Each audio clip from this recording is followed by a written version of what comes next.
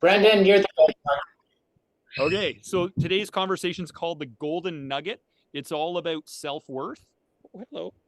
Um, and it's all about breaking free from the achiever's curse, and fear of not being good enough, and excessive concern about other people's opinions, to break free of like what other people think of you, and seeking approval and validation, and take control of your life and silence those negative thoughts regarding self-worth. Okay, so now I want you all to do this.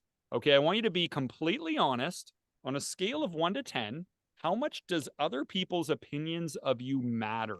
How vulnerable are you to letting the negative opinion of others get to you?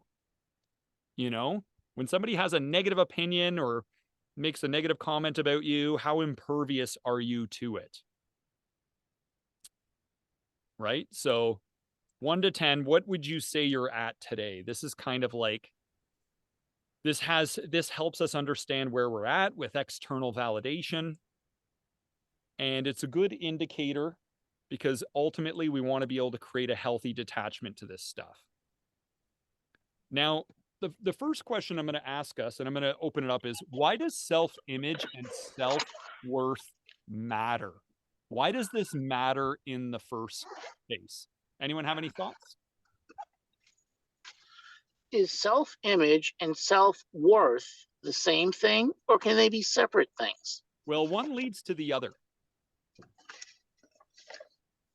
So I know it can be confusing because they have to go hand in hand, but you might look at it like this. A lot of the decisions we make in life come from our sense of self-worth, which comes from our self-image.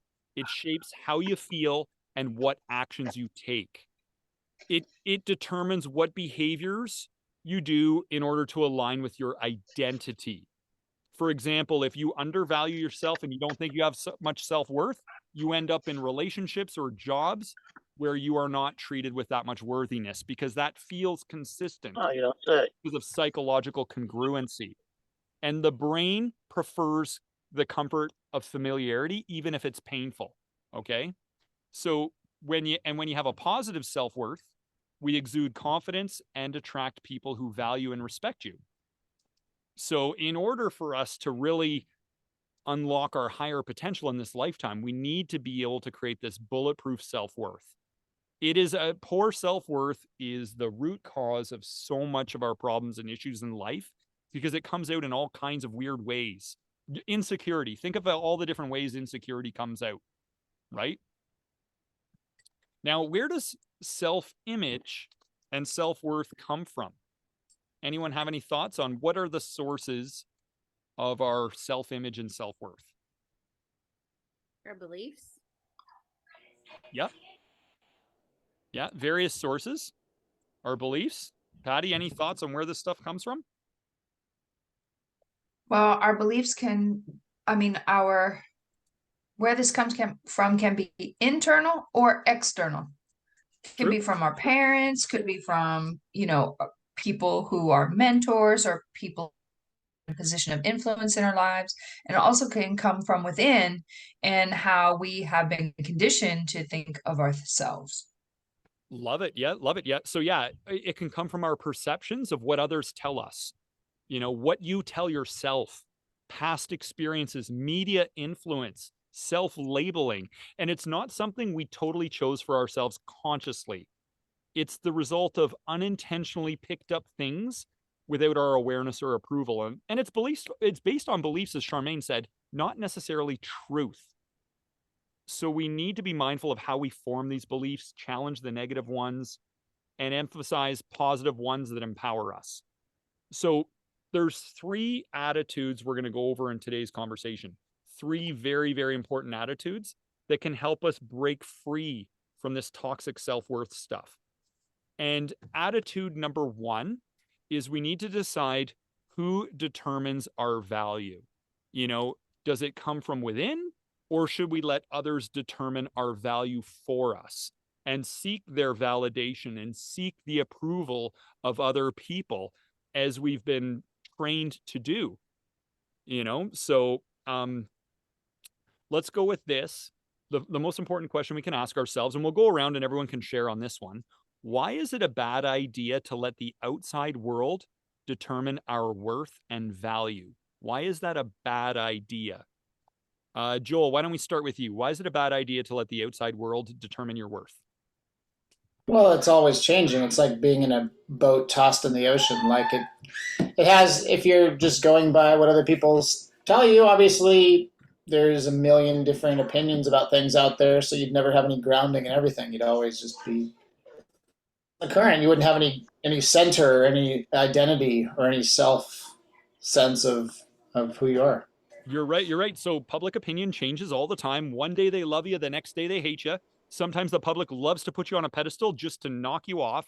Take a look at, how they went from love to hate with somebody like Michael Jackson. One day they loved him, the next day he's an embarrassment, right? And even take a look at things like bell bottoms. It was once in fashion, and now bell bottoms are an embarrassment, or maybe they're making a comeback. Mhm. And it's like all these things are constantly in flux, right? So it can be kind of very unstable. Chris, what are your thoughts? Why is it a bad idea to let the outside world determine our worth and value? You're muted. Oh, Chris, you're on mute. Yeah, there you go. There you go. It allows simple access to poisoning your authentic self, and it allows people to distort your actual vision of your own self-worth. And when you allow that to happen, you're no longer engaged with your authentic self. You're engaged with what somebody else wants you to be. And it might be in their best interest and not in yours. Excellent. Excellent. So basically, like, it can limit our personal growth and limit our integrity, because instead of doing what is best for us or what is true for us, we are more concerned with seeking validation and prioritizing the opinions of others. So we might act a certain way, think a certain way, and get overly focused on getting noticed at the expense of our principles, for example, right? It's actually worse than that, because it will allow people to manipulate you to doing things that might meet their needs and away from your needs. Absolutely. Absolutely. So we become easily manipulated. Love it. Love it. Charmaine, over to you. Why is it a bad idea to let the outside world determine our worth and value? It really takes us out of the driver's seat and us out of the equation. Mm-hmm. I think, they don't have a picture fully of who you are and what you're wanting to accomplish or where you want to go in the world. And so suddenly, you're living for others and not able to reach your highest potential if you're living for what others want. And on that same token, everybody would look the same if we all lived for other people. If we have that one ideal that gets set out there for us, we lose some of the beauty of us each bringing what our gifts are and what we can contribute to the world. I love it. Yeah. Yeah, absolutely. What we're doing is we're killing off our unique song we have to sing through this universe and our unique expression in this life. And you made a good point. Like, other people are not truly qualified to judge us. They don't know everything about us. They don't know every good thing you've ever done. And they're not good at determining our value. Think about the things in society that are overrated or that aren't that great, but are very popular. Think about songs that are very popular that you may not think are that great, right? That get stuck in your head. Maybe Baby Shark or something like that. And it's like super popular and you're like, I can't stand it. I'm not saying I don't like that song, but take a look at like all the famous celebrities that you might not think are that great of people because you hear all these stories about these not so great things they're doing. Think of very popular politicians that you don't think have the best values, and TV shows and gossip magazines and, all these different people out there that are very popular. It shows us that, the world is not that great at determining value, and then sometimes people don't get praise and approval when they do deserve it. Think about all those who are underappreciated in society. Maybe some of your mentors, maybe certain values, favorite books, music, that just doesn't get the respect and admiration it deserves. Right? So and people get popular for the wrong reasons sometimes. Like, popularity is not truly a good indicator of success as a human being, is it? Right? So well said. Patty, thoughts? Why is it a bad idea for us to let the outside world determine our worth and value? I don't have too much to add to what everyone else has already said. From this side, you know, I think it becomes a form of escapism from dealing with our own issues because we're too busy trying to be validated by our outside sources. Mm-hmm. Yeah, and when we're busy with that, does it create insecurity as we feel unsure of ourselves without the approval of others? And unnecessary competition. Yeah, which can create a lot of anxiety and stress. And doesn't everyone always have haters no matter how good you are? Like, Mother Teresa had haters because some people felt that, like, by making poor people feel better, you're preventing people from getting aggravated to create an uprising against the people in power. So people hated Mother Teresa for that. No, let them suffer, because if everyone suffers more, we'll actually stand together and do something. Right? People hated Jesus. They killed him. People killed Gandhi. Everyone's got haters out there. So it's just people get mad at Mr. Beast, and he's, planting trees and paying for people to see and have their blindness cured and stuff, and major YouTuber, and people are hating on him. Like, are you kidding me? So other people often have an irrational negative self-opinion. Have you ever, and let me ask you this. Do you know anyone who seems to think, act, or behave that your success equals their failure? So somehow they just get agitated from you and your presence and everything else? Because, I mean, a lot of times that people form these irrational negative opinions. It might stem from envy and jealousy and everything else. But yeah, so I think in general, like, a lot of that comes from the contrast that people see other people having success reminds them of the pain or the failure that they're currently experiencing in that moment. Yeah. So when it gives that contrast, it gives that little extra twist of pain to it. And then people might start responding irrationally to that extra twist of pain, as opposed to saying, look, that person's on a different path than I am. Yeah, because when you try to grow into your potential, those who don't have the courage to do it feel a little bit ashamed that they haven't yet, right? So anyway, another thing to think about is basically this way of living. We need constant reassurance. It's very high maintenance, and it's going to make us likely to fear the slightest hint of disapproval and get overly defensive and reactive, right? And those who seek external validation often get into the habit of putting themselves down as a way of fishing for compliments and prompting others to build them back up, which is a toxic way to connect. And, in short, like, our self-image and self-worth is one of the most valuable things we have. And when you hand it over to the outside world, it's like taking your most precious, delicate possession, like a very valuable vase, and like handing it to a drunk person. Like, the outside world is just not qualified to deal with this, right? And the outside world, I mean, take a look at all the craziness that's going on out there. This is really the insane asylum of the universe. And why would we be so concerned about our reputation in an insane asylum? We need to create healthy detachment from that. So a lot of this is all about, we need to convince ourselves that it is a form of self-abuse to really get too caught up in external validation, right? Because you can see that it's just a source of so much pain and suffering.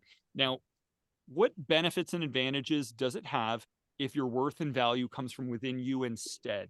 Anyone have any thoughts on this? What are the advantages of that? Internal validation. It comes from your authentic self because it comes from within you. And it is less likely to be influenced by others. And you have control over how you see yourself and how you feel about yourself. And that in turn will affect how you act in the outside world and in your internal world as well. Mm-hmm. Yeah. So more independent decision making based on your own values and beliefs instead of seeking approval for others, right? Which probably you could argue we're going to have greater personal growth because if we're prioritizing internal validation, we become more self-aware and more confident in our abilities, less anxiety and stress because we're less concerned with meeting the expectations and approval of others, right? You can create it for yourself whenever you need it, and nobody can take away your power. You can shine brighter, be more present, and improve self-esteem. Like there's lots of anything else you guys want to add to this? Why internal validation is definitely the way to go? I think there's less distraction. So much of the time, the external validation, as people, waffle about the things that they think about what you're doing, you get very distracted trying to chase those comments. If you're inwardly focused and worrying about your own validating yourself in your own direction, that doesn't change as much. It's more stable. So you're able to focus more on your goals and, achievement instead of chasing people's changing opinions. Yep. Yeah, it simplifies your life. The external validation stuff just adds so much complication and so much drama, right? Like, so I love it. So, I mean, here's the thing. Intelligent people do a cost to benefit analysis. What is the cost to benefit of seeking validation from others instead of seeking it from within yourself? What percent cost to what percent benefit? I mean, what do you think? If this is a business, do we invest in external validation for our lives? Is it really going to give us that much return and payoff? You can't satisfy everybody. You never will. So it's always going to be a lot of churn. Yeah, it's always going to be a high amount of cost, very little benefit. I don't even know if the benefit's good for us, right? Like, the praise and flattery could grow the ego if we really absorb it, like it could be, and then we just end up being enslaved by it, right? So we want to realize this, that, if we've been subject to external validation, I think a lot of us have, that we want to be able to see our innocence. People have trained you to tie your worth and identity to your performance in life. And it starts from school. Has anyone ever said you're an A student, you're a B student, you're a C student? Has anyone ever said that to any of you? Yeah, of course. You've been trained to tie your identity to your performance, right? Which gets our whole value gets caught up in that. So we've been conditioned to think that way. It also makes us, as Chris would say, easier to manipulate, right? So, well, it's not even just like the negative aspects of it. It also could be from the positive aspects of allowing other people to tell you like you did a great job when maybe you didn't. I always like the approach that people like Michael Jordan would use, where it's like they're only comparing it to their own best achievement. Like, how much can I possibly do? Not compared to like this team that I'm playing or this guy that I'm playing, but what am I capable of? So, in other words, sometimes if I give a mediocre performance and they're like, yay, good job, and maybe it's warranted, maybe that's nice, but maybe it's like I know I can do better, and maybe I should just hold it to my own internal standard as well. yeah, absolutely. Absolutely. So, this is the attitude shift number 1 of 3. We have to decide we determine our worth, and it has to come from within. Wouldn't you all agree? Now, I think that there is a place. I think there is a place where it can be healthy to receive that validation.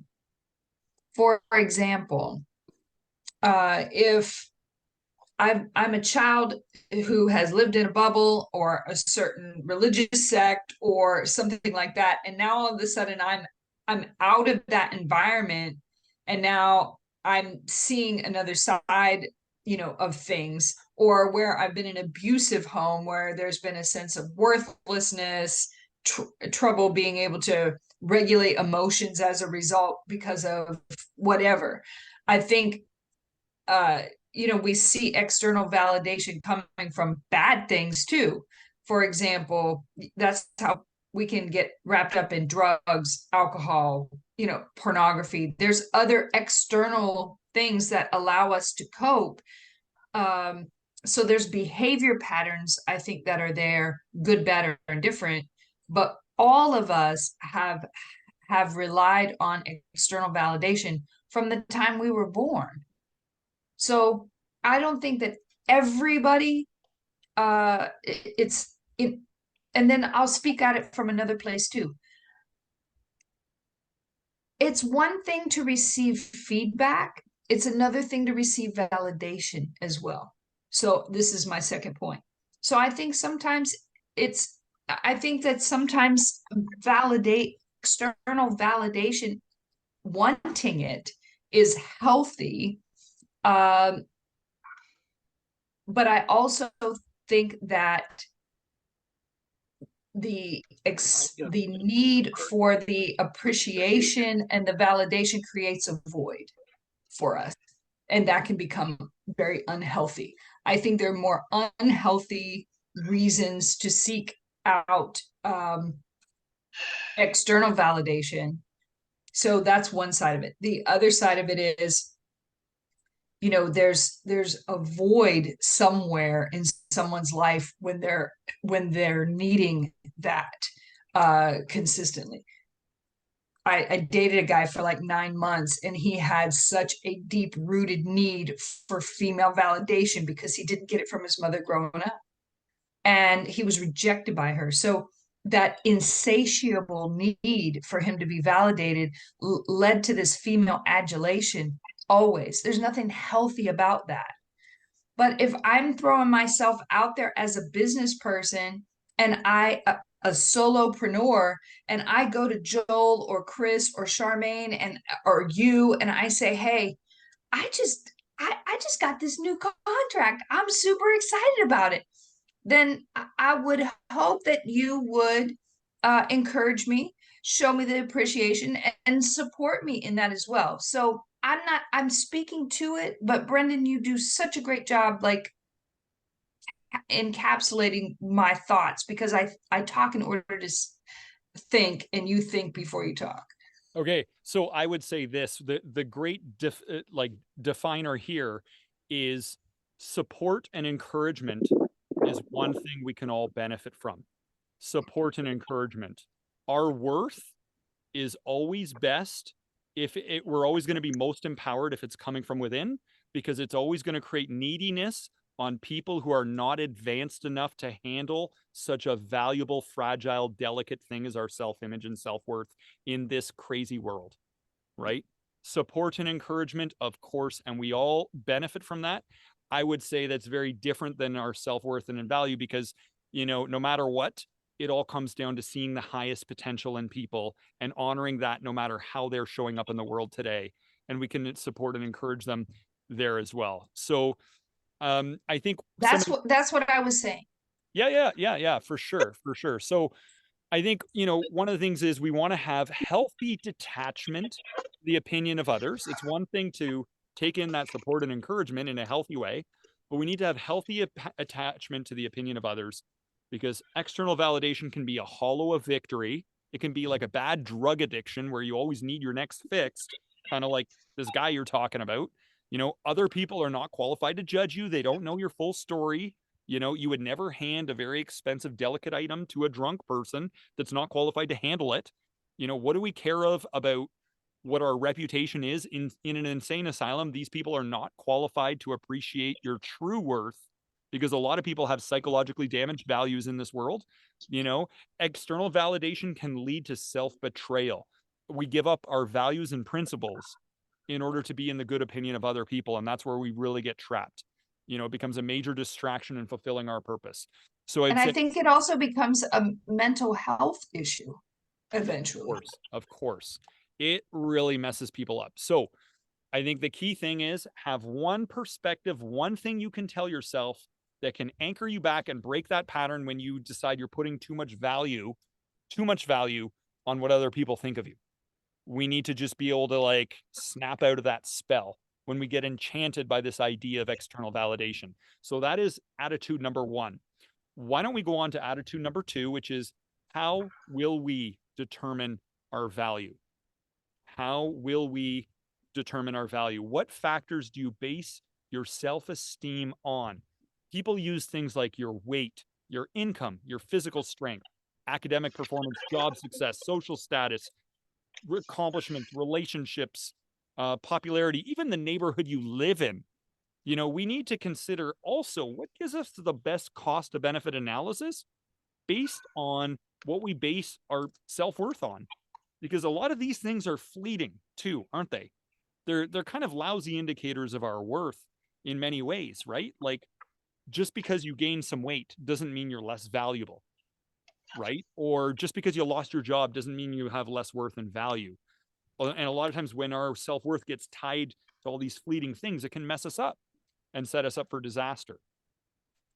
When it's tied to specific domains of life, failure in those areas can lead to intense feelings of misery. And you know, for example, if somebody, their self-worth is based on academic performance, have you ever met a straight A student that got devastated by getting a B plus? You know, we get overly hard on ourselves when our self-worth is anchored to these things that are in flux. So, any thoughts on that? Oh, everybody's frozen. Stress, anger, high, unable to regulate emotions, conflict in relationships, so on and so forth. And I also think it's one thing, you know, for example, let's say I don't care what anybody in the world thinks about me. Mhm. But when my parents say something and I'm constantly seeking validation from my parents, right, or grandparents or whatever, then that validation becomes a void, because obviously there was something there in childhood that, so now you don't care what everybody else thinks because they don't really know you, but these people do. So it's good to think about where the external validation is coming from, because there's a void there for us in why we're seeking it externally from certain people and not others. Mm-hmm. Mm-hmm. And still, I think that it puts our emphasis on the wrong things, because it's putting emphasis on these people instead of principles. And if you live by high virtue and principle, then you could be nailed to a cross for doing nothing but living a life of virtue and sharing love and wisdom, but people didn't agree with you, but you've still succeeded in your mission, right? And that's where I think we get confused, because we start to prioritize these people, which make mistakes and are imperfect and have done it time and time again in history, instead of principles. And we need to be careful with that. Now, here's a perspective to consider. A lot of times people judge themselves in the moment and they get really down on themselves. How many people can relate to this? Right? So I want you to imagine being a farmer with a vast empty field with no crops growing on it. And imagine that somebody offers you a single apple seed. Despite the fact that that apple seed is not doing anything in this moment, would you believe that it holds value? Yes or no? How many people here think yes? Yeah. Yes. Yeah. And why does it hold value? It's not Because doing of anything in the moment. its potential, yeah. It holds value because of its potential, right? It has the potential to grow into something good and then spread that goodness. You know, in the same way, why don't we look at ourselves the same way? Because we are works in progress. We're not done yet. And we have the potential to create goodness, just like an apple tree, and spread that goodness through our legacy and our example and our influence on others. And just like an apple tree, there are various inescapable stages of our development. We go through like the fragile, like sapling phase. We're very delicate and tender, and we can get pushed this way and that, young tree. But eventually, somewhere down the road in our journey, we develop really strong roots and we can withstand those storms and we start to bear fruit, right? And we need to be able to see our value. I call it apple seed potential. What ultimately matters is our highest potential, what we are growing into regardless of the stage of development we are in right now, right? Everybody's had to go through it. You know, you take a look at the most successful people in the world. How productive were they for society when they were little babies? Were they doing anything? You know, you take like a Nikola Tesla. What was he doing when he was 5 years old to benefit humanity? Really? Was he having a meaningful impact? You know, Henry Ford or Steve Jobs or any of these people that really changed the game for us. There are inescapable stages of development we all go through. So it helps to give us patience to look at ourselves that way and to honor ourselves based on our highest potential, um, rather than judging ourselves in the moment. Because often we think we need to do more to be more. But what are the negative consequences of thinking that we need to do more in this moment? We get work-life balance problems. How many people have been challenged with that? Because so much of your worth is tied to what you're doing and achieving. You never get fulfilled with your achievements, constant insecurity, constantly comparing yourself to others, right? Attaching your identity to your productivity and outcomes, right? All these things can be forms of self-torture, right? And declining mental health and hopelessness. So think about it. If you decide your validation is going to come from within and it's going to be linked to your highest potential, not what you're doing in the moment, does that give us immunity to criticism and results and some of these insecurities? And, you know, does it help free us up so that we're less paranoid about the judgment of others? We stop obsessing over pleasing others. We can be confident in who we are, you know, and failure is less painful because, you know, we're a work in progress with high potential.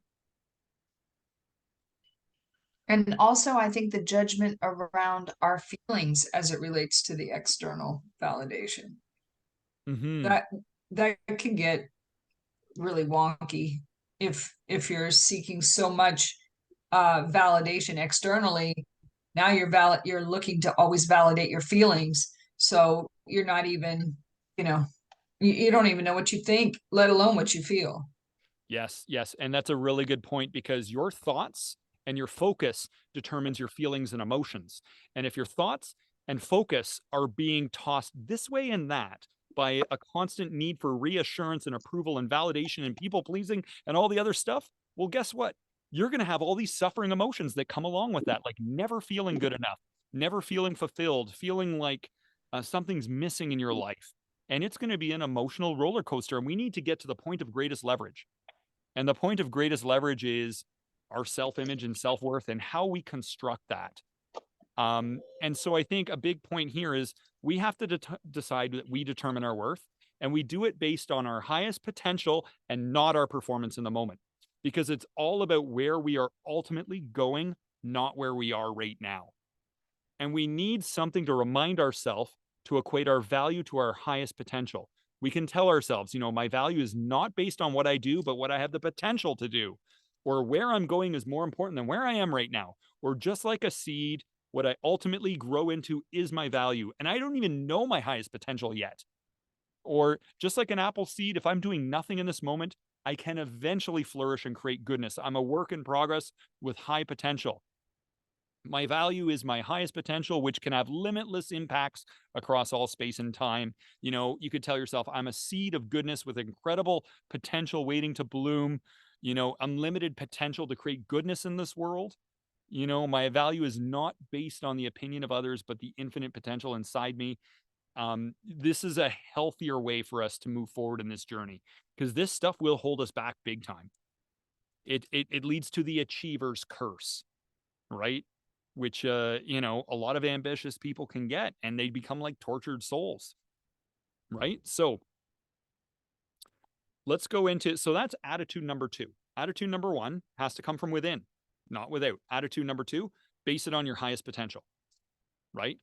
Let's go into attitude number 3. What is your highest potential? So I want you all to consider this story. This story comes from the book Awareness by Anthony DeMello. I think it's an old Hindu story, actually. But a farmer found an eagle's egg, and he didn't know what to do with it. So he put it with the barnyard chickens. And the eagle hatched and grew up thinking it was a chicken. So it would cluck at the ground for insects. It would thrash its wings and fly a few feet like the chickens do. So years passed with this eagle acting like a chicken. And then one day the eagle's outside and sees an eagle soaring in an upward rising thermal in the sky. So the eagle turns to the neighboring chicken and he's like, wow, what's that? And the neighboring chicken says, oh, those are eagles. They're meant for the sky. You and I, we're just chickens. We're meant to stay down here on the ground where we belong. So the eagle lived and died the rest of its days as a chicken because that's all he thought he was. So I want you to think, how does this story apply to us? How does this story apply to us? Chris, I know you got something good on this one. Where am I? There you are. It has to do with your own internal identity. And really, that's where we're getting to now. And our identity needs to be so congruent with ourselves that we will change things to keep that identity congruent. The eagle decided to stay as a chicken because that was what was congruent with the identity of the environment around him. Mm-hmm. Had that eagle had grown up even in the woods on his own, he would have learned how to fly. Another eagle would have maybe picked him up and taught him how to be an eagle. Mm-hmm. But because he was stuck in the hen house, he had no other role models. And so he thought he was going to only be a chicken. Had all the skills of being an eagle, and I'm wondering what happened with those sharp talons. Being an eagle, he doesn't stop being an eagle. Yeah. His brain might tell me that. But His also, brain might tell me. Yeah. It's a great point because it reinforces that environment is stronger than willpower, and we often become like the people we surround ourselves with and what they tell us we are, right? I was going to say it goes back to peer groups, because Peer groups if is a big you're, part. if you're in a group of people, and the people that you surround yourself with, if they're people that don't push themselves to excel in life, if they just are comfortable with mediocrity, or doing less, or just being couch potatoes, or playing video games, like, if you try to do better than that, it makes them uncomfortable to where they want to pull you back to where they are so that they can be comfortable. And you either have to leave that and choose better friends that are going to push you more, or you have to table your desires to be the eagle. So it's of huge importance who you surround yourself with. Yeah, we get these limitations that hold us back from awakening our true potential that can be self-imposed, but because maybe we're not taking a look at our social diet and we don't have good social hygiene. We don't have discernment, that we're spending time with people with chicken thinking. And the chicken thinking can get to us. It's like going into a room of smokers. You can't leave without the smell of smoke on you. And a lot of chicken thinking comments get stuck in your subconscious and circulating back there, even if you don't agree with it. It's how propaganda works. Patty, do you have any thoughts on this? The eagle and I go back to, environment and upbringing and parents, and that can stunt potential in a lot of ways. No matter how much potential is in the apple seed or in the eagle, if it's not planted or is not put in the right environment, it's not going to produce. Absolutely. Great point. So I want us to think about, how do we limit ourselves by believing the opinions of others and living as though we're less than we are? If I can give one technique of being able to break out of this, is the importance of social groups. Like, I have not gone to the Masons in the longest time. Yep. And I've really have been drowning myself in work and my coworkers. And had I been going to the Masons on a more regular basis, I would have received different messages throughout the week. It would have broken up that consistent messaging that we're talking about, like the eagle receiving the message that he's a chicken. But when you hang out with other social groups, you get different messages. And that's why we hang out every week, is because we get different messages being in this group on a weekly basis than we do during the rest of the week. Yep. Okay, so I have a question at this stage.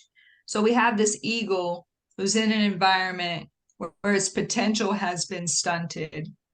At what point does the person who found this eagle come to an understanding that it probably needs to be out of that environment and calls some sort of rescue center in order to take this over to, where other eagles are, for it to, begin to learn out of that environment?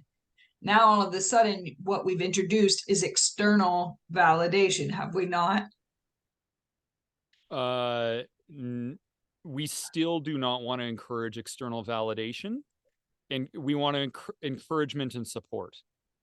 We want to give people strength, but we don't want them to ever think you're only an eagle because I tell you you are, because then you're always going to be slave to manipulation and misinterpretation and everything else. So I think we just keep getting external validation confused with support.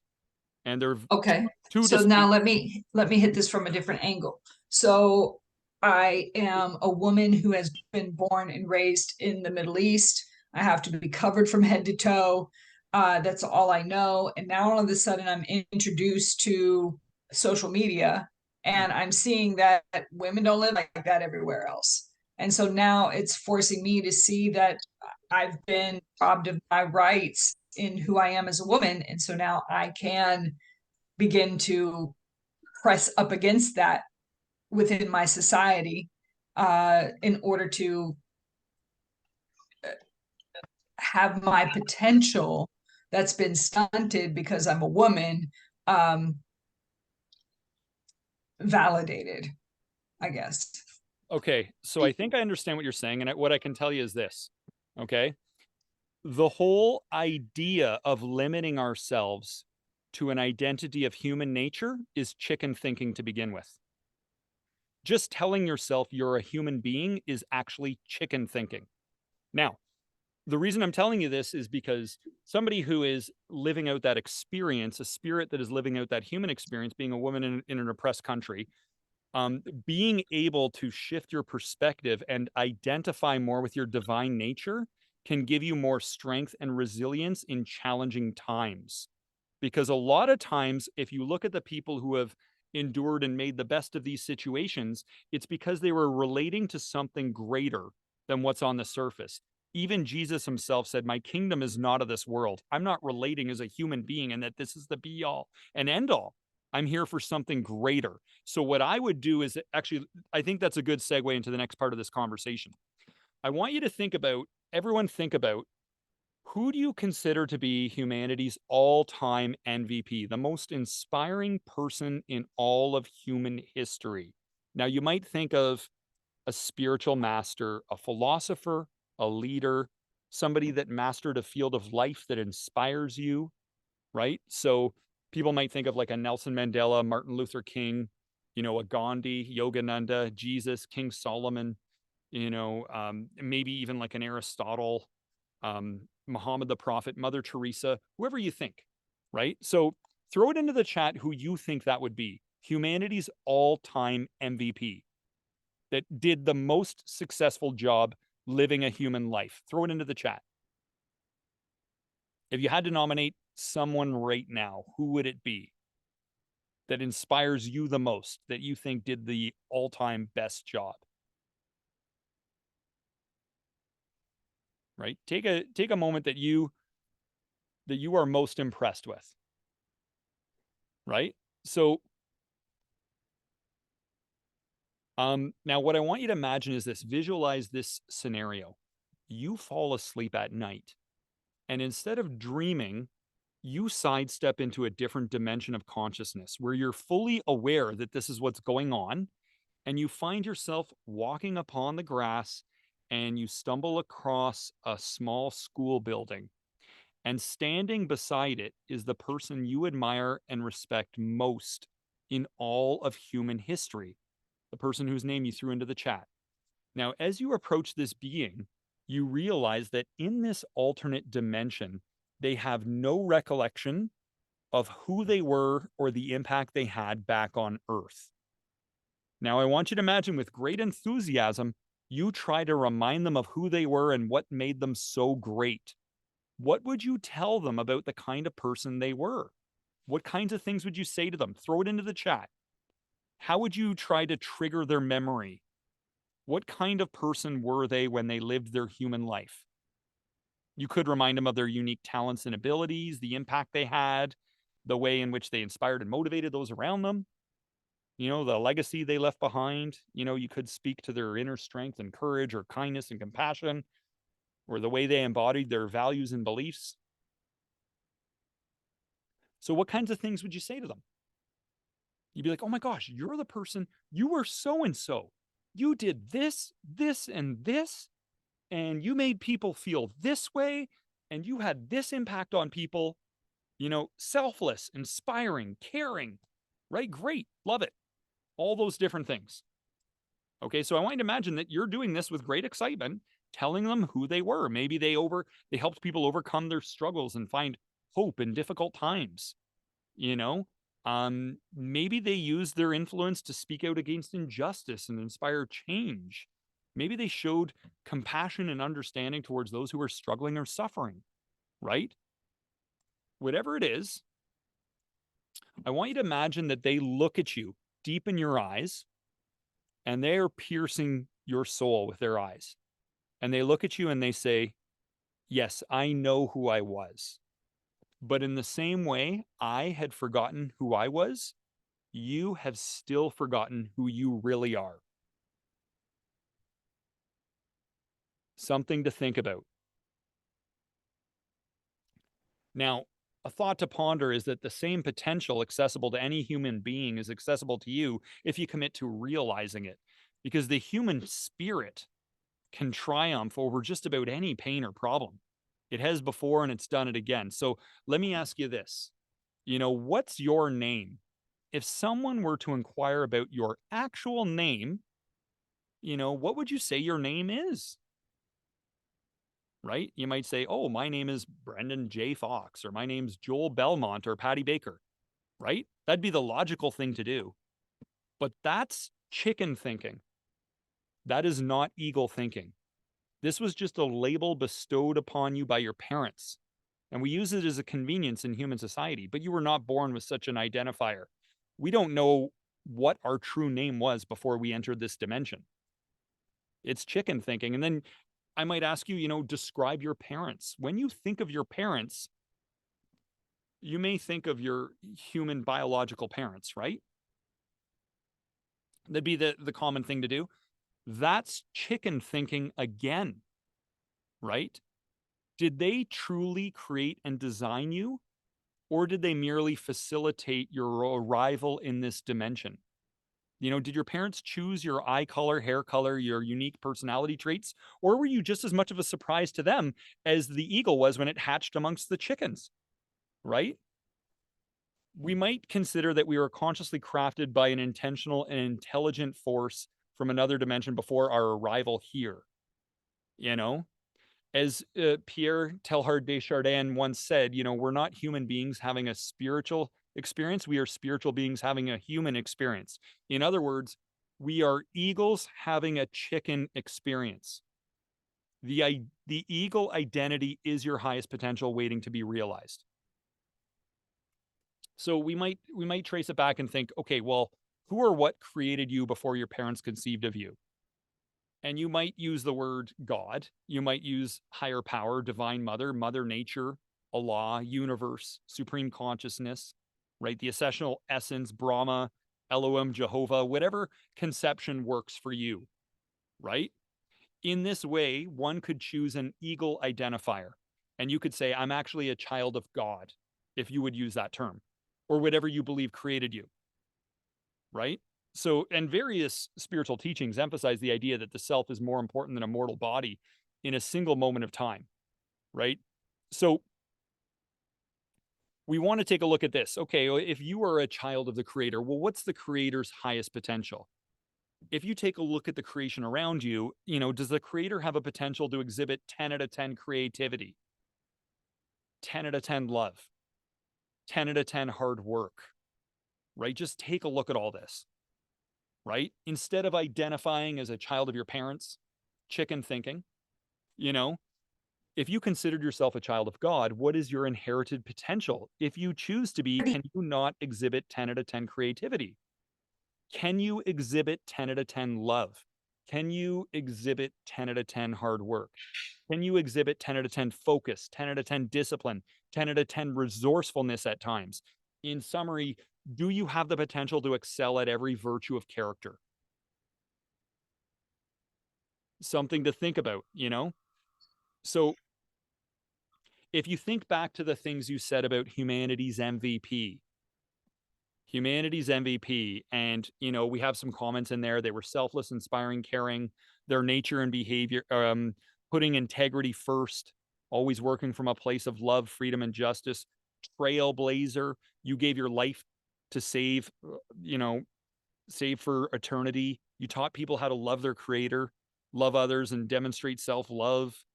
You know, like all of these things. As a child of the creator, do you not have the same inherited potential as that's hidden within you as these beings that we look up to? I mean, all these beings, whether it was like Jesus or Gandhi or, you know, Krishna or Buddha, like they didn't come here to show us how amazing they are and show off. They came here to inspire us that we are eagles and we can do as they've done if we choose to realize and identify with our eagle potential. You know, so if you take a nugget of gold and you cover it in mud, does it lose its value? Yes or no? Nope. No, it doesn't lose its value. Now, the mud is when you base your identity on opinions of others, what you do, human identity. You know, this can cover our shine. It can cover us with self-doubt, self-judgment, self-criticisms, fears and insecurities. And that's all maddening, right? But like a nugget of gold covered in mud, you can clean yourself off of this stuff and reveal your brilliance whenever you choose. Because, you know, judgments and criticisms from other people cannot change what your highest potential is. Failures and disappointments cannot change what your highest potential is. Anything you do or don't do does not change the potential for greatness within you to be 10 out of 10 on every character virtue. That is the eagle potential within all of us. You know, that is our ability to soar in that upward rising thermal. It is the ability for character perfection. So the reason this is called the golden nugget is because sometimes we just need to remember our true identity before and beyond we showed up here in chicken land, where everybody is just, you know, self-limiting thoughts, behaviors, ideas, and attitudes are just all the rage here. And so many people are living with as so much less than what they are. And they're looking for all that approval and everything else that gets them caught pecking around like a chicken, right? We falsely identify with our human nature, the pseudo soul, the ego, but we can choose to identify with our immortal nature, the divine nature. That's more eagle identity.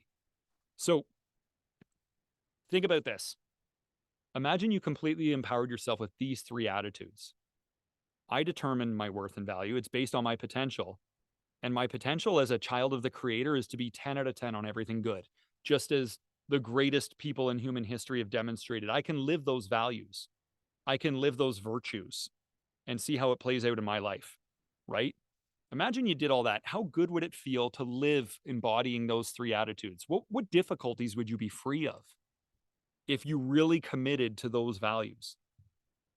What are the three values again? That our validation comes from within us, that it comes from our highest potential, which doesn't matter what we're doing in the moment. And our highest potential is child of God, you know? So the ability to manifest 10 out of 10 on every character virtue. If you identify and you know that worth and value, you know, can that make you immune to these petty judgments and criticisms and these expectations of others? And can it make you immune to the, you know, the disappointments of life and everything else, just knowing this and living this truth? It can, but it's also like a muscle. Like you have to exercise it because it's easy to get duped into that stuff if you're not on your game. Yes. So it's a skill you have to keep working on until you build up muscle memory. Yeah, yeah. And it is like, you want to think of it like this. It's like healing wisdom to have this perspective. And we want to think, how are you going to take that medicine? You might consider rewatching this video, letting these perspectives sink in, play it in the background when you're doing other things, reflect on it, take notes on some key takeaways, right? Listen for the sound bites, take notes and review the sound bites. Turn those notes and sound bites into mantras or daily reminders. Journal about it, live these perspectives more deeply, right? So we want to think about these perspectives are healing medicine for all of this stuff all of these side effects we incur because of our own lack of worthiness, right? So Perceived lack of worthiness. yeah, yeah, yeah.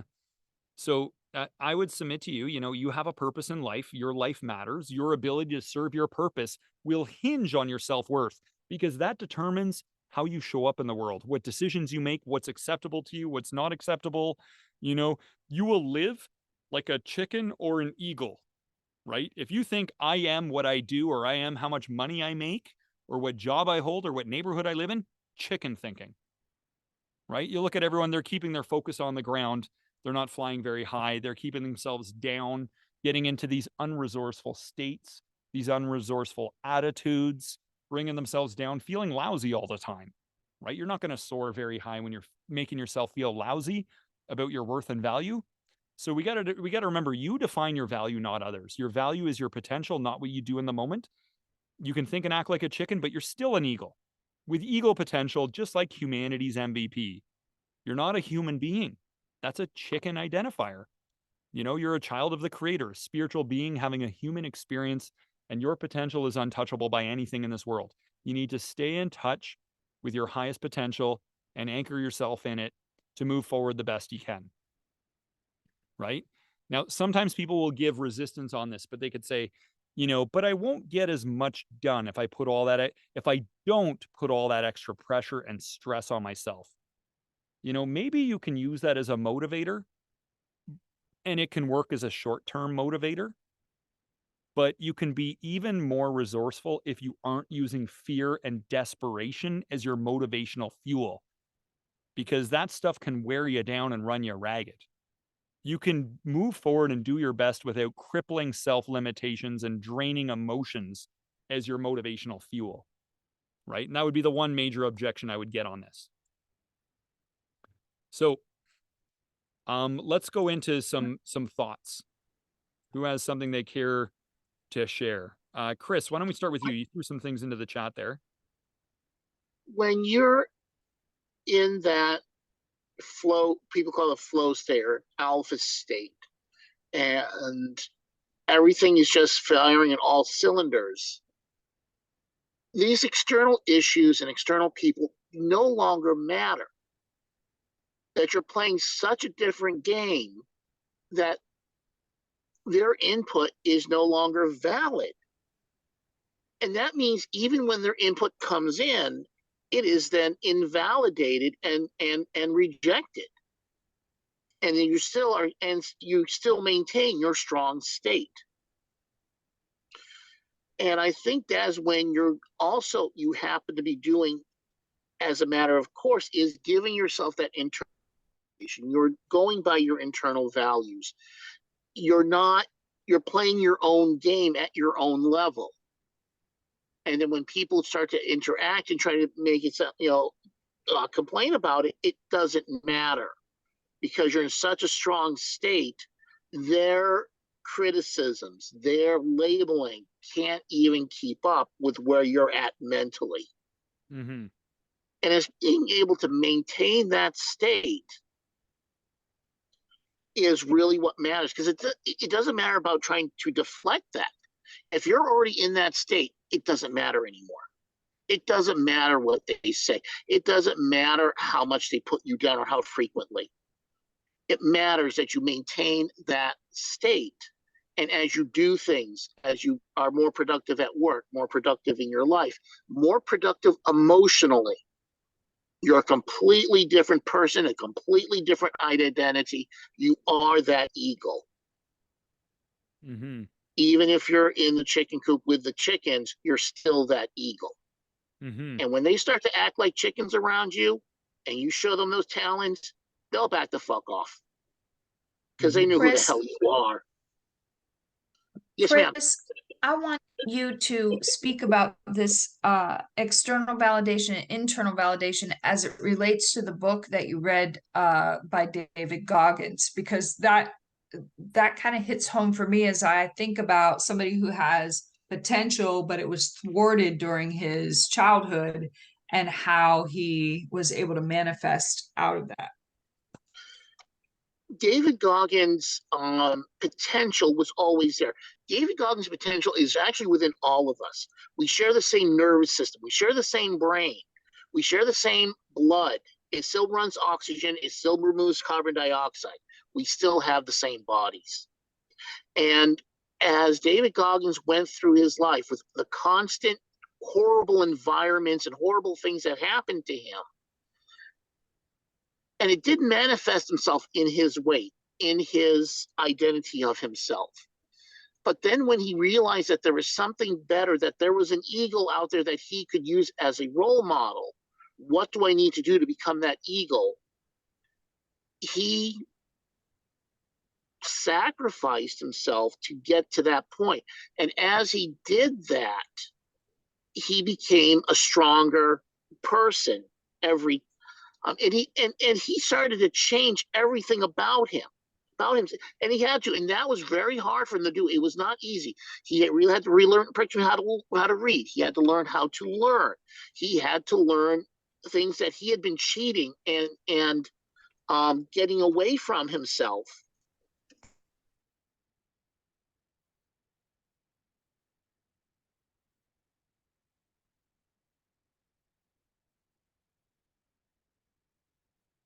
Is now today is totally not even would not even recognize who he. If the person from yesterday saw him today, would not even recognize him. And even within probably the first few years, it probably wouldn't even recognize him. It doesn't take a lot to get that type of change and to get that type of momentum. But it really takes a lot to just get out of your own gravity. It's rocket fuel. It's pain. Pain is your rocket fuel that gets you out of your own orbit. And when you have high amounts of pain, use it. Use it to get yourself to a different place. Whatever hurt you, focus on what you need to do to flip the script to become that opposite. That pain will motivate you to do that. And that'll get you out of your own orbit to be somebody different. Every time David Goggins had this issue, he used that pain as rocket fuel to change himself. He's a totally radically different person. Internally, he's a radically different person. He explains his internal journey, not his external journey. And he was able to learn to self-validate. He self-validated through his cookie jar, which was all the events and all the successes that he had. And he used that as motivation. I'm not this person who's scared of this new challenge. I'm the person who did those 3 other hard challenges before and grew from it. I'm no longer this person who's scared, who stutters on stage. I'm no longer that person who's scared in school anymore because everyone would call me the N-word. I'm now this strong person who now does public speaking. He just reflipped the script every time he had an issue. He did not escape from it. He did not distract himself from it. He flipped the script internally. And I think the other thing that he did, I think too, was once he learned how to internally validate himself, validation drives our actions, right? Good, bad, or indifferent, whether they're internal or external. But he was able to harness his drive based upon not his external validation, but his internal, because he learned how to do that. And like you were saying, the stuttering and the N-word and all of these other things that David Goggins, horrific things that he went through as a child, he was able to go back through and reimagine situations and how he could be better, how he could do better, and use, like you said, the pain in the process to catapult him into the next level of where he was. And And I that's what think, and I think also, although you don't hear this out of his hard ass, you know, I mean, he's really at it, but I believe he's kind to himself. I think he's kinder to himself now. I think when I read the second book, you could see that he was more in a Zen state, more in a teacher state, that he no longer had to prove. He still, I think, in his younger years, felt like he had things to prove. But as he got older, I think he learned to blend better with other people. And like he was talking about the one woman who was having a hard time jumping out of the airplane in fire jumping school. And she said, back in the SEAL days, I would have laughed at her. I would have put her down for not jumping out of the plane. But the new me, who's now more internally driven and wants to help, my internal mission is to help these people, not to outrun them, not to outperform them, but to make everybody better. He said, "Hey, take a breath. We'll do the jump." So he went and kind of retrained her on the spot to be able to do the jump, which she did. And that in turn, instead of looking for external validation, which was the younger version, the older version is now, I want to help others. And I want to say one of my key takeaways for tonight is external validation can also, if we don't watch, be what internally we say to ourselves. So that self-critic, all of those other things we're saying to ourselves. So being kind to ourselves is speaking truth into us, not regurgitating what everybody else has been telling us, right? So that's one of the key takeaways tonight for me. Awesome. So I will sum up what I've heard Chris say. And Chris, that was a beautiful share. Thank you so much. So basically, if we take David Goggins' example, I read Can't Hurt Me, his first book. People tried to make him believe he was a chicken when you read about his upbringing. Like, hey, you're no good, blah, blah, blah. He, deep down, whether he was conscious of it or not, he chose purpose over popularity. So instead of just trying to fit in with all these chickens, and his purpose was to win the inner battles, because all the things he did on the outside was all about winning the battles on the inside, like not giving in to the voice that tells you to quit, right? To finish what you start, to not give in to the pain and discomfort, and to choose meaningful progress over comfort. And so he did that, and his purpose was winning the inner battles, and that helped him be better. And then his purpose became like help others be better and fly like eagles as well, instead of letting fear run your life, right? Which was what a lot of chickens do. They're letting fear run their life, because when you think all you are is a human being, and with fear of death, and then that could be the end of things, like all of a sudden fear has a greater grip on you when you don't see yourself as an immortal child of the creator, right? So, and a key thing here is part of the purpose for all of us is that when we decide to slough off this chicken identity and you fly like an eagle, and you see yourself as more of a child of God rather than a human being, like, and relating to divine nature instead of your human nature, like you're giving people an example, and you're giving them hope and encouragement to do the same. When you fly like an eagle, you encourage others to do the same, right? Because seeing you unravel your potential, they think, hey, wait a minute, I'm an eagle too. Maybe I can do what Goggins did. He came from a terrible upbringing. Or you take a look at somebody like an Anthony Robbins, and like he didn't come from the best upbringing either. And look what he did, and look what all these other people did. It can give hope and inspiration to others when you spread your wings and fly. And that And purpose. Tony Robbins' Awaken the Giant Within speaks to this as well. External versus internal validation, and focusing on purpose over popularity, as you just said. Excellent talk. Joel, final thoughts, key takeaways? My two biggest takeaways are the importance of paying attention to, like I said, exercising a muscle, paying attention to who you're accepting as, validating things or having an opinion on what you're doing, because it's great to talk about it in theory, but sometimes when you're just in daily life and you're around people that you somewhat respect, sometimes it's more subtle to take on opinions that they have, and so it's really important to have, as you said, good mental hygiene. Um, and the other one is going back to peer groups, just to really be mindful of the people that you surround yourselves with, because who you surround yourself with is who you become. Mm-hmm. Mm-hmm. And I think a key part is, there is some very healing, empowering perspectives in what we discussed today. And I know there was a pro athlete I was coaching, and something happened in an event, and it was a very public event. All eyes were on him, and it didn't make him look good. It was just a chance, random circumstance, but the a lot of people were criticizing him over what happened and everything else. And the other athletes knew that this was not really his fault so much, but the general public started to say all kinds of things about him and what kind of person he was and everything else.